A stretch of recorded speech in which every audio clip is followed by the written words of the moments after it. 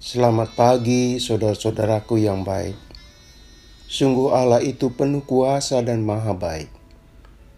Puji syukur, kita adalah pribadi dan sosok yang terus dikasihi Allah hingga pagi ini.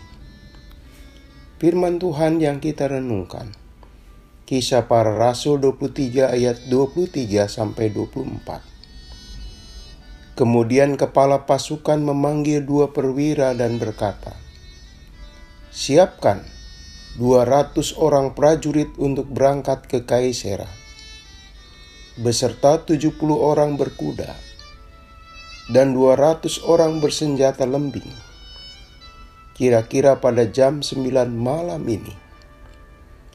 Sediakan juga beberapa keledai tunggang untuk Paulus, dan bawalah dia dengan selamat kepada wali negeri Felix."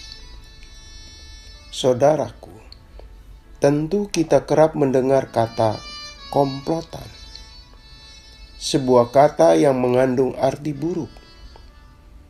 Kata itu menunjuk persekutuan secara rahasia yang bermaksud melakukan kejahatan, atau juga dimaknai gerombolan penjahat. Jadi, bila seseorang bergabung menjadi anggota komplotan tertentu, orang itu termasuk bagian dari rencana jahat. Sedangkan seseorang yang berhadapan dengan komplotan tertentu, dia tengah berada dalam bahaya. Saat itu, Rasul Paulus tengah berada di Yerusalem. Di sanalah dia berhadapan dengan komplotan jahat. Komplotan itu terdiri dari 40 orang Yahudi. Mereka berencana membunuhnya. Dengan demikian, keselamatan Rasul Paulus bagaikan telur berada di ujung tanduk.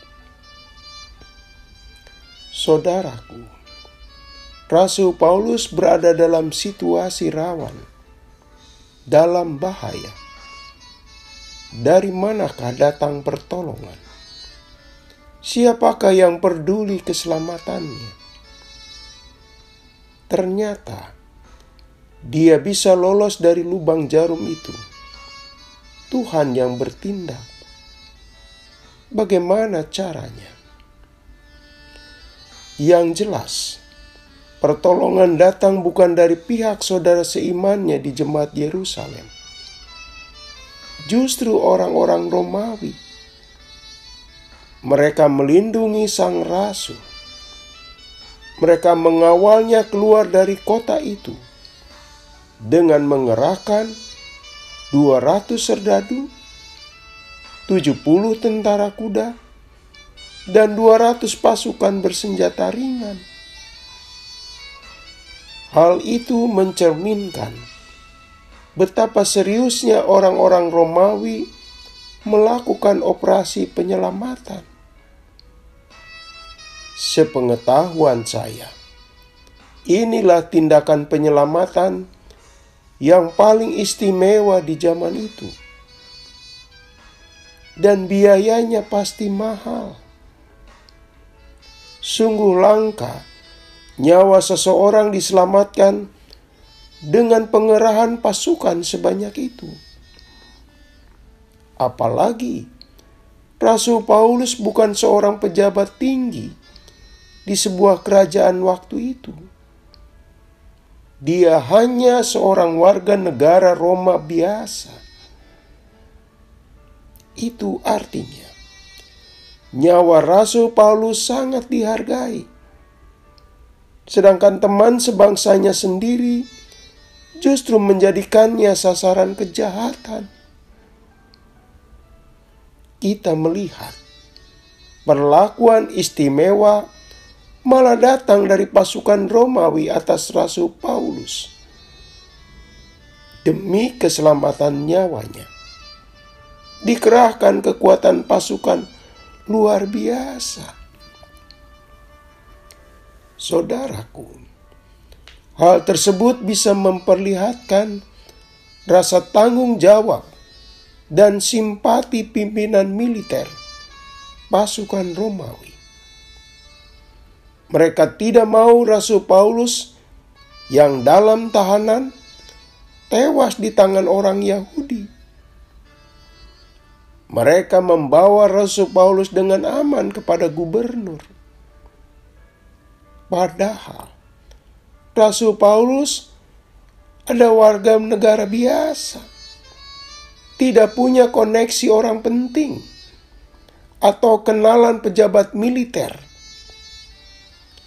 Juga ia tidak punya saudara atau keluarga yang menjadi prajurit Romawi. Lalu, mengapa bisa? Hal tersebut dikarenakan hukum Romawi sangat menjunjung tinggi keselamatan warganya. Dan Rasul Paulus adalah warganya. Namun, secara iman, kita meyakini bahwa rencana dan kehendak Allah yang dilakukan Rasul Paulus tidak akan bisa terhalangi siapapun. Termasuk komplotan jahat pun tidak akan bisa menggagalkan rencana Tuhan. Dan Allah, Tuhan kita, melakukan cara penyelamatan yang terbaik atas orang yang dikasihinya. Saudaraku, hal tersebut menjadi pembelajaran bahwa jika Tuhan punya rencana indah atas Anda, atas saya, dan siapapun, maka tidak akan ada pihak yang bisa menghalanginya. Tidak ada kekuatan manusia yang membatalkannya. Dan Tuhan bisa menggunakan pihak manapun untuk menjadi alatnya. Bahkan dari pihak yang tidak pernah diduga atau dibayangkan. Seperti pengalaman Rasul Paulus. Siapa yang menduga bahwa pasukan istimewa Romawi yang dipakai Tuhan? Tuhan bisa memakai siapapun menjadi berkat buat orang Kristen.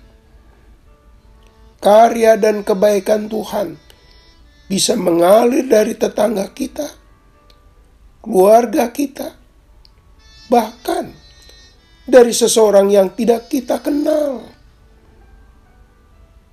Karena itu, saudaraku, mengisi akhir pekan ini, mari dengan sikap percaya kita terus mengandalkan kuasa Tuhan. Kiranya kita senantiasa berada dalam tangan Tuhan yang penuh perlindungan. Mari kita berdoa. Tuhan, pertolongan-Mu senantiasa ajaib, tak terselami dan tak terduga. Kiranya pertolongan-Mu menjadi bagian dari hari yang kami kecap hari ini. Dalam nama Tuhan Yesus kami berdoa. Amin. Selamat pagi saudaraku. Selamat memasuki akhir pekan. Masih bersama Pendeta Emeritus Supriyatno. Tuhan memberkati.